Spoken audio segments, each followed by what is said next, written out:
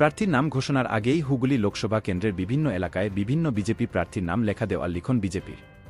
কোথাও প্রার্থীর নাম সুবীর নাগ, কোথাও ডাক্তার ইন্দ্রনীল চৌধুরী, আবার কোথাও গৌতম চ্যাটার্জি। সুবীর নাগ ও গৌতম চ্যাটার্জি বিজেপির হুগলি সাংগঠনিক জেলার প্রাক্তন সভাপতি। বুধবার সকালে চুচুড়ায় হুগলি মোড়ের কাছে কৃষ্ণপুর ৩ নং এলাকায় একটি দেওয়ালে আসন্ন লোকসভা নির্বাচনে সুবীর নাগের সমর্থনে দেওয়াল লিখন দেখা যায়। জানিয়ে হয়েছি পরে বিজেপি শিবিরে। দল এখনও প্রার্থী তালিকা ঘোষণা করেনি। হুগলির সাংসদ লকেট চ্যাটার্জির প্রার্থীপদ নাম নিয়ে বিতর্ক পিছু ছাড়ছে না।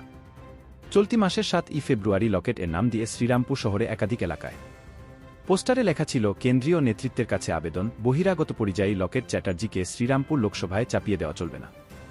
শ্রীরামপুরের ভূমিপুত্রকে চাই। তারপর আজ সরাসরি লকেট চ্যাটার্জির নাম বাদ দিয়ে বিজেপি 3 জন কর্মীর নাম লিখে দেওয়াল লিখন। আজ সুগন্ধার জগন্নাথ বাটি এলাকায় একটি দেওয়ালে ইন্দ্রনীল সেন, চুচুড়ার একটি দেওয়ালে গৌতম চ্যাটার্জির নাম ও হুগলি মোড়ের কাছে একটি দেওয়ালে সুবীর নাগ এই নাম লেখা দেওয়াল লিখন দেখা যায়। যাদের নামে দেওয়াল লিখন হয়েছে তাদের মধ্যে সুবীর নাগ বলেন, দলের মধ্যে বিভ্রান্তি ছড়ানোর জন্য বিজেপি বিরোধী রাজনৈতিক দলের এটা কাজ। একেবারে অভাবনীয় ব্যাপার এটা। আমার মনে হয় না দলীয় কার্যকর্তারা শৃঙ্খলার বাইরে গিয়ে এ ধরনের কাজ করতে কেউ উৎসাহিত হবে। বেশ কিছুদিন হলো আমরা দল সাংগঠনিকভাবে অনেক শক্তিশালী হয়েছে, তাই যারা লকেট চ্যাটার্জিকে হারাবে এরকম একটা দিবা স্বপ্ন দেখছিল তাদের স্বপ্নে কোথাও চির ধরেছে, তাই নানাভাবে নিজেদের মধ্যে ফাটল ধরাতে এ ধরনের কার্যকলাপ করছে। আমার মনে হয় না এই ধরনের কার্যকলাপ করে তাদের কোনো সুবিধা হবে। বিজেপি আরও সংঘবদ্ধ হচ্ছে। যারা ভারতীয় জনতা পার্টির কাজকে ভয় খাচ্ছে, যারা ভারতীয় জনতা পার্টির এই উত্থানকে ভয় পাচ্ছে তারাই করছে। চুচুড়ামগড়া ব্লক তৃণমূল কংগ্রেসের সভাপতি তাপস চক্রবর্তী বলেন, বিজেপি দলে গোষ্ঠীকন্দলে জর্জরিত। বিজেপির অন্তর্কলহের কারণে এই দেওয়াল লিখন। এটা ওদের দলের ব্যাপার, আমাদের তো বলার কিছু নেই। তবে শুনুন, বিজেপির বিরাট টাকা, অঢেল টাকা।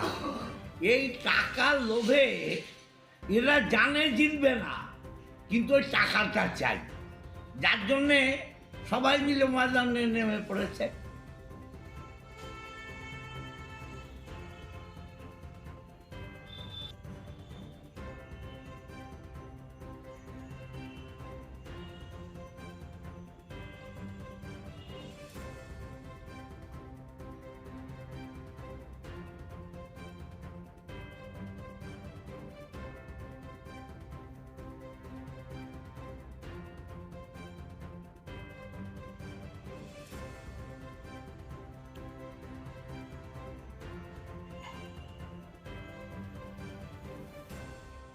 এটা পুরোপুরিভাবে যে যার নিজের মতন করে তৃণমূল একদম ষড়যন্ত্র করে তারা একটা তৈরি করতে চেষ্টা করছে, আমাদের পরিবারের মধ্যে একটা গন্ডগোল লাগানোর চেষ্টা করছে নিজের ইচ্ছে মতো করে। এটা আমাদের কোনো লোকজন এটা করেনি, পরিষ্কার।